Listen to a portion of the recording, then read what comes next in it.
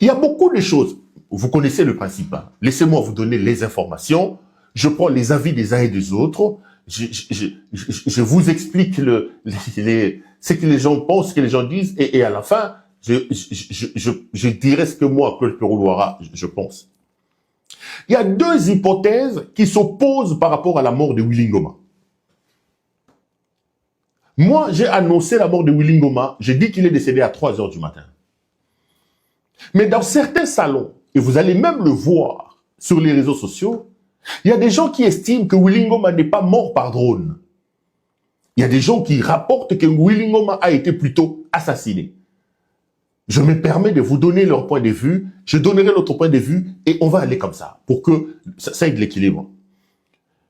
J'ai vu des sceptiques ressusciter même un voice qu'ils attribuent à Willy Ngoma. Et dans ces voices, Willy Ngoma est en train de condamner l'assassinat de M. Magloire Paluku. Parce que vous savez, Magloire Paluku est décédé, il a été assassiné, il a reçu 7 balles devant sa parcelle à Goma. Et aujourd'hui, on ne sait pas quels sont, qui ont été les assassins, pourquoi Magloire Paluku a-t-il été assassiné, mais on sent que c'était un assassinat préparé parce que la personne qui a tiré sur Magloire Paluku avait même une arme silencieuse. C'est pas une arme qui se vend dans le marché. On peut pas dire que c'était un crime crapuleux de quelqu'un qui vient, un voleur des mangues qui vient et qui a même le temps de rendre silencieux son arme. C'est un peu compliqué. Et la mort de Magloire Paluku a amené à la sortie de certains voices dans lequel on l'entend se plaindre de certaines choses. Où il dit que ce mouvement, les Banyamulenge, les ceux qui ceci, c'est toujours eux qui se retrouvent. Et les détracteurs de l'FCM 23 ont attribué, ont justifié la mort de M. Magloire Paluku par le fait qu'il y a eu des dissensions au sein du mouvement, il y a eu des schismes ou des séparations au sein du mouvement entre d'un côté ce que les détracteurs présentent comme les vrais Congolais, c'est-à-dire les Bantous, etc.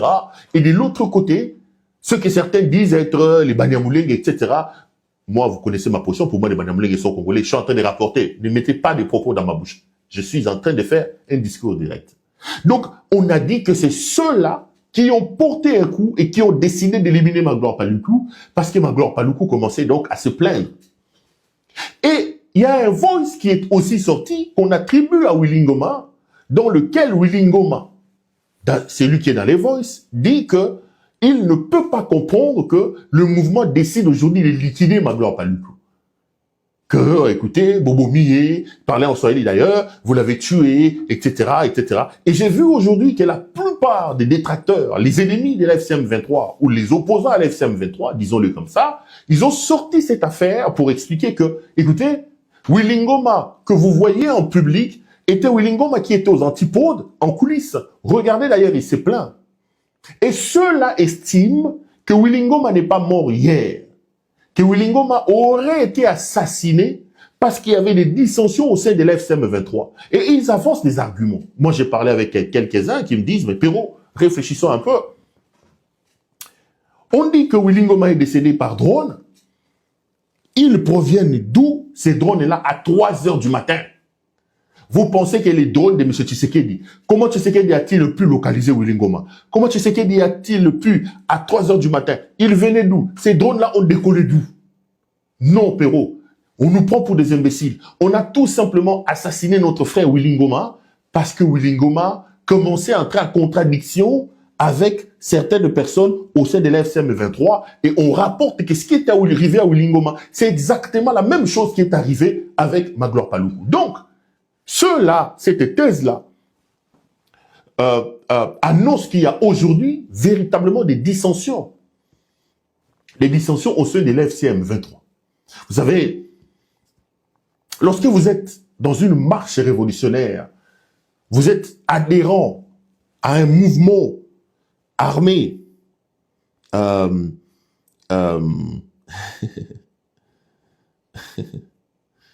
vous êtes adhérent à un mouvement armé et que vous arrivez à un moment donné, ça commence à donner l'impression que le mouvement est en train de stagner. C'est bon quand on avance, hein. Goma est tombé, Bukavu est tombé, c'est l'effervescence, Ouvira est tombé, maintenant on attendait qu'ils arrivent à Kalemi, qu'ils arrivent à ceci, mais à un moment donné, on a l'impression que les ambitions sont en train d'être cantonnées là. il faut gérer les gens que l'on a à Goma. Les dissensions internes naissent du fait qu'il n'y a plus une sorte de focus immédiat, il n'y a plus une sorte d'engouement, il n'y a plus une sorte d'effervescence des villes et des localités qui sont prises. Vous êtes maintenant là, calfeutré quelque part. Il faut trouver des mécanismes pour faire exister, coexister certaines ambitions, certaines frustrations des membres. Du coup, il y a des dissensions et même des antagonismes qui naissent au sein du mouvement.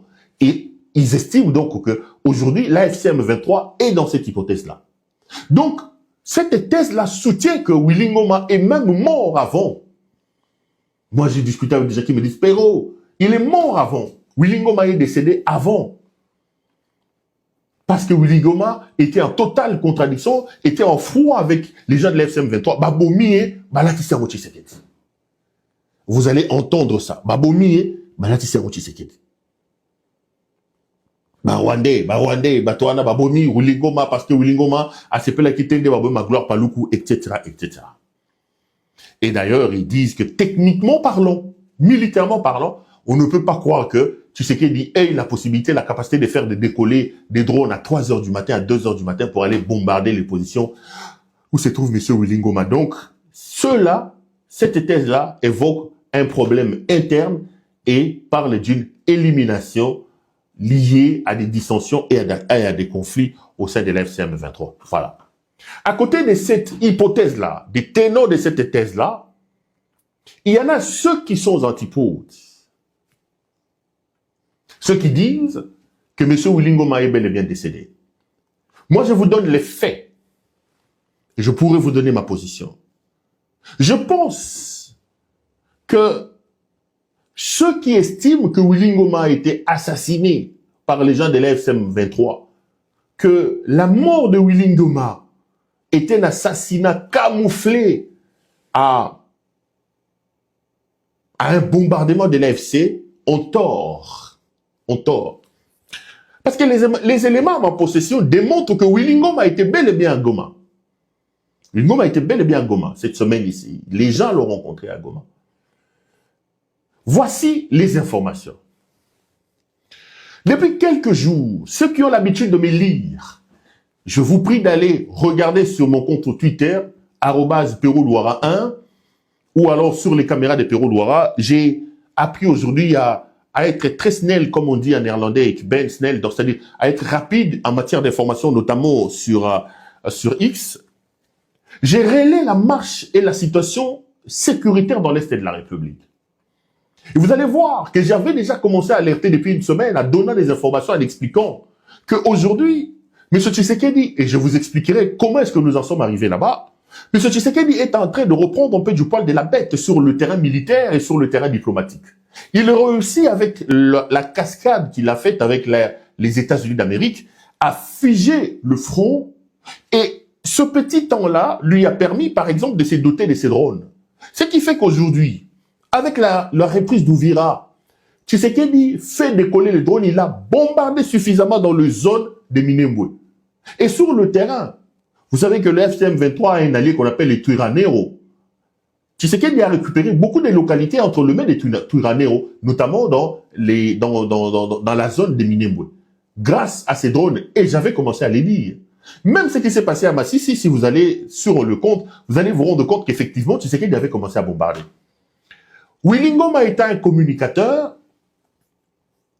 il a été appelé au front pour montrer effectivement les violations cessantes des cessez-le-feu. Parce que rappelez-vous que lors de leur rencontre en Angola, une décision avait été mise en branle, une décision avait été prise pour que le 18 février, qu'il y ait un cessez-le-feu entre l'FCM 23 pour permettre au président angolais, ayant reçu mandat d'entrer en contact avec tout le monde pour amener au dialogue, excusez-moi, il fallait obtenir donc ce cessez-le-feu. Mais sur le terrain, le cessez-le-feu n'est pas respecté. Et en grande partie par M. Tshisekedi, qui bombarde sérieusement. Donc, Willy Ngoma est donc arrivé à Massissi, et notamment dans la zone de Rubaya, pour non seulement, c'est un militaire, des opérations militaires, mais aussi pour des opérations de communication, afin de démontrer que Tshisekedi est en train de bombarder des zones densément peuplées.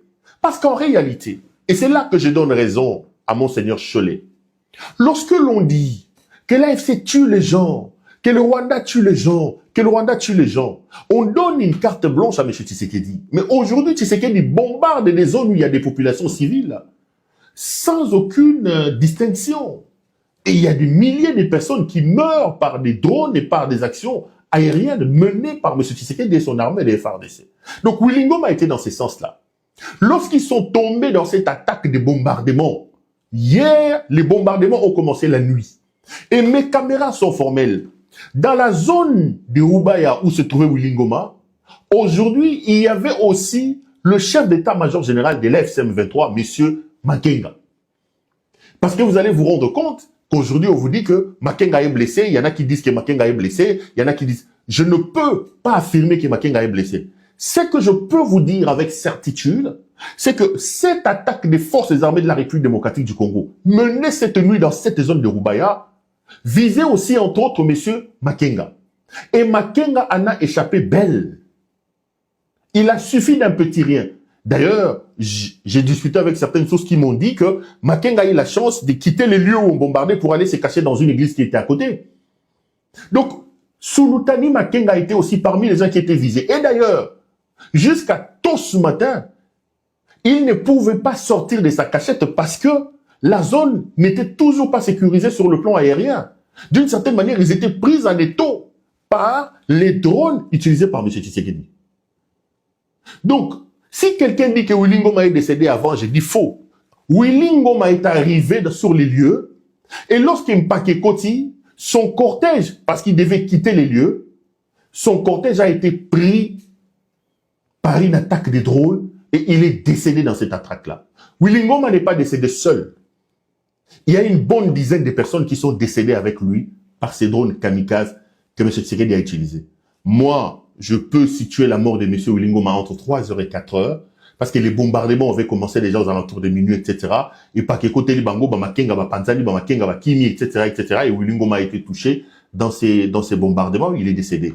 Et avant de monter sur ce plateau de j'ai vérifié les informations, son corps a déjà été rapatrié à Goma. Donc si quelqu'un vient dire que M. Willy Ngoma a plutôt été assassiné avant, que Willy Ngoma est plutôt victime des actions, des dissensions internes à l'FCM 23, il vous trompe. Je vous donne la vraie information. Ils ont été pris en chasse par les dons de M. Tshisekedi, qui les ont pris en tenaille. Makenga était là.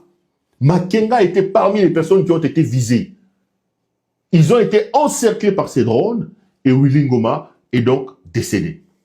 Il se pose maintenant un problème. C'est là que je commence à analyser avec vous. Les drones, comment ont-ils su que dans cet endroit-là, il y avait Makenga, dans cet endroit-là, il y avait Willy Ngoma? Aujourd'hui, il y a des voix qui s'élèvent même au sein de l'FCM 23 et notamment au sein de la population pour poser la question de savoir est-ce qu'ils n'ont pas été trahis? Nous sommes en droit de nous poser des questions. Parce que les drones, pour arriver à bombarder, il faut une certaine géolocalisation. Comment les gens qui ont été en mouvement, les gens qui sont en mouvement, peuvent-ils être localisés au point d'être bombardés? Il revient donc aujourd'hui à l'FCM 23 de se poser des questions, d'étudier la question de l'infiltration. Parce qu'en réalité, M. Tshisekedi est tout simplement un bandit. C'est un homme qui est capable d'affamer son peuple. Un homme qui est capable d'affamer son armée, mais un homme qui est vraiment prompt, voilà les mots, un homme qui est prompt à livrer, à donner comment ça s'appelle, à corrompre, vraiment à corrompre. Donc, c'est dans cette zone-là de Rubaya. C'est une zone minière très très importante. Et d'ailleurs, je sais que vous allez dire quel est le lien, mais avant, j'ai aussi vu un grand débat en Belgique ici sur la question des cartes géologiques pour cette affaire. Je vous propose de le regarder. Je reviens sur Willy Ngoma parce que au sein de la FCM 23, d'un côté, les Rwandais, nos compatriotes Banyamulenge, et de l'autre côté, voilà, etc., etc. Et cela explique que Willy Ngoma aurait été en colère après la mort de Magloire Paluku et qu'il aurait été fiché en rouge. C'est ce qui a donc amené à ce qu'on puisse l'éliminer. Ils disent que techniquement, militairement parlant, on ne peut pas croire que des drones puissent décoller à 2h, 3h du matin pour aller bombarder quelqu'un. Il s'agit tout simplement d'une élimination maquillée en bombardement des drones de M. Tshisekedi. C'est la première hypothèse. C'est important. La deuxième hypothèse, celle à laquelle j'adhère, parce que je vous donne des éléments, c'est ce que je suis en train d'expliquer. Je vous explique le contexte qui a amené les circonstances de la mort de M. Willy Ngoma. Willy Ngoma était à Goma. On ne peut pas dire qu'il est mort, parce que j'ai même vu les gens dire qu'il est décédé avant. Je crois pas en ça. J'ai des preuves, j'ai des éléments que M. Willy Ngoma était bel et bien à Goma, et que Willy Ngoma a été appelé sur le front pour un cadre d'abord militaire, parce que c'est un militaire, et en plus, c'est un grand communicant pour communiquer et démontrer à la face du monde, parce que depuis un temps, l'FCM 23 est tout simplement en train de expliquer que M. Tshisekedi ne respecte pas les droits à le cessez-le-feu, que M. Tshisekedi, etc., etc. Donc, ceux-là aussi, Willy Ngoma est arrivé sur place et ils ont été pris en chasse par les droits de M. Tshisekedi et lui et un certain nombre de militaires, mais aussi, et là, il faut noter aussi la présence de M. Sultani Makenga. D'ailleurs, c'est pour ça que vous voyez certains commentaires, certaines publications sur les réseaux sociaux annonçaient que Makenga a été touché. Non, Makenga n'a pas été touché. Jusqu'à ce matin, j'avais des informations que Makenga avait des difficultés à quitter les lieux parce qu'il n'était pas sûr que les lieux avaient été sécurisés. Ce qui est, je peux vous confirmer, c'est que Makenga a bel et bien été là, dans le périmètre où l'attaque a eu lieu. Et il se serait caché jusqu'à un certain moment. Mais dire qu'il est blessé, je ne peux pas le confirmer. Dire qu'il est mort, ça, je peux le démentir, il n'est pas mort. Mais il y en a qui disent que il a été touché, etc., etc. Donc, je reviens sur ce que j'ai dit. Maintenant, je posais la question des soupçons au sein de l'FCM 23. Il y a des gens qui se posent la question ce soir. Mais comment est-ce qu'à 2h du matin, à 3h du matin, il y a eu cette géolocalisation? Parce qu'un drone ne peut pas arriver à un endroit, bombarder et faire autant de dégâts s'il n'y a pas techniquement une sorte de géolocalisation. Est-ce que Willy Ngoma, Sultani Makenga ont-ils été trahis sur le plan interne? Est-ce qu'il y a-t-il des gens au CM23 qui ont vendu la mèche et qui ont aidé à géolocaliser M. Willy Ngoma et Sultani Makenga et au point où ils ont été bombardés. Et aujourd'hui, on parle justement de la disparition de M. Willy Ngoma. La responsabilité incombe aujourd'hui à l'AFCM 23 de faire des enquêtes. Mais, il faut que lorsqu'il y ait des problèmes, au-delà de l'émotion, de la tristesse, que nous ayons la capacité de nous asseoir et de nous poser des questions. Parfois, quand on dit des choses ici, les gens ne comprennent pas. Ce qui est arrivé à Willy Ngoma, ce qui pouvait arriver à Sultani Makenga, si l'FCM 23 ne tire pas des conséquences et des leçons de cette affaire, de ces incidents graves qui ont amené à des pertes aussi importantes, alors l'FCM 23 est appelé à disparaître. Il est temps que les gens qui sont dans l'FCM 23 redescendent sur terre. Les amis, je vous regarde droit dans les yeux, je vous rappelle que vous êtes des révolutionnaires. Que vous devez considérer Goma, Bukavu comme des zones opérationnelles. Arrêtez de nous fatiguer avec cette révolution androïde. La mort de Willy Ngoma doit être une interpellation à vous tous et à vous toutes. Vous êtes des révolutionnaires. Des révolutionnaires en Gucci, des révolutionnaires en Versace, des révolutionnaires en Android. On n'a pas vu ça. On ne le voit qu'avec vous. Bolingakato Lobate. Ceci doit être considéré comme une situation qui doit vous amener à vous regarder. Ressaisissez-vous.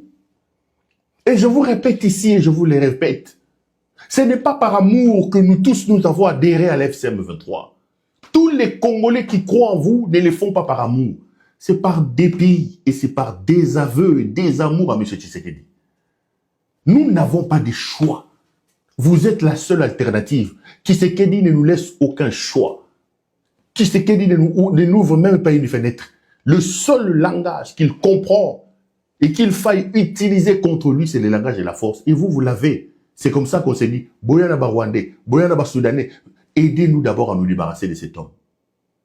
Mais à vous voir, à vous entendre, on a l'impression qu'on a plutôt affaire à des gens du premier. Souffrez qu'on vous dise la vérité. On a l'impression qu'on a affaire à des jeunes premiers. Et j'étais en train de discuter avec quelqu'un qui me dit, mais ils sont tout le temps sur les réseaux sociaux. Qui sait? Peut-être dans ma Kamboulouba, dans ma réseaux sociaux, les gens savaient que Willy Ngoma allait se déplacer. Qui sait? J'en appelle au sens des responsabilités de nos amis de la FCM 23. J'en appelle. Vraiment, j'en parle avec mon cœur, quoi. Arrêtez un peu la quinoiserie. Les jeunes qui sont là-bas, quelqu'un m'a appelé pour me dire, oh, Péro, ils ont attaqué ma quinoa. Ils ont attaqué ma quinoa. Péro, ils ont attaqué ma quinoa. Qu'est-ce que ma quinoa va salir dans la FCM 23? Je suis quinoa, moi. Né, grandi à Kinshasa. Moi, je suis une quinoa. C'est comme il y a des gens qui me disent, oh, attaqué Balouba. J'ai même vu cet aventurier d'avocat ici. Moi, envoyé un truc, il y a un aventurier qui dit, oh, il a porté plainte contre Péro Louara pour incitation à la haine contre le Balouba, tout ça, tout ça.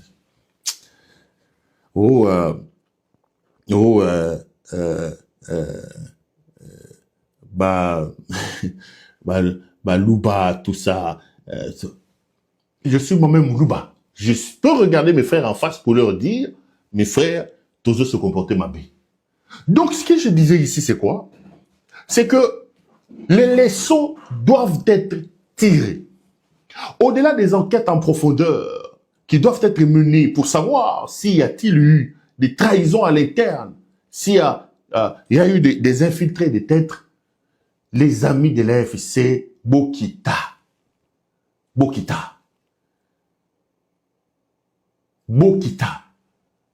Nous en avons marre de M. Tshisekedi. Nous ne pouvons pas accepter de remplacer Tshisekedi par pire que Tshisekedi. L'AFC aujourd'hui ne respire plus la révolution. Vous ne nous donnez plus l'image des gens qui sont concentrés. Vous ne nous donnez plus l'image des révolutionnaires.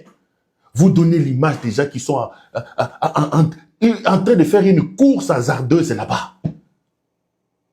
Trop de bons moines, trop de ceci. Nous voulons que vous puissiez respirer le respect, que vous habillez en révolutionnaire. Parce qu'on commence vraiment à avoir l'impression que vous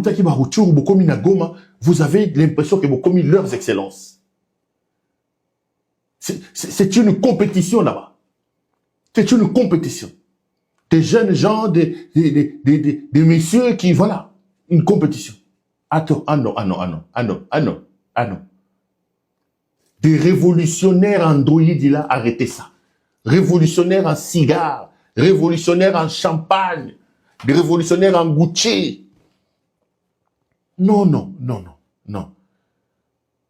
Nous portons la croix de l'FCM 23. Alors que nous ne sommes pas membres de ces mouvements. Nous avons apporté un peu de nôtre pour que, dans l'opinion, ce mouvement soit accepté. Alors, ne galvaudez, ne détruisez pas tous les efforts. Ici, je voudrais vraiment en parler très tranquillement. Il est temps que la direction de l'AFCM 23 resserre un peu le boulon. Le désordre que vous affichez. Souffrez que je vous le dise comme ça en public. Souffrez que je vous le dise. Le désordre que vous affichez là, les Congolais n'ont pas besoin de ça. Redescendez sur terre. Donc, non seulement que les enquêtes doivent être menées, mais aussi et surtout, il faut que l'AFC tire les leçons de cette situation. Soyez de moins en moins sur les réseaux sociaux. Bozaba, acteur, il y a des réseaux sociaux. On a toutes les informations. Masanga botika. Bomena masanga na bandako na bino. Bomena masanga na ndako. Bibina bina Tshisekedi bomemi kuna botika.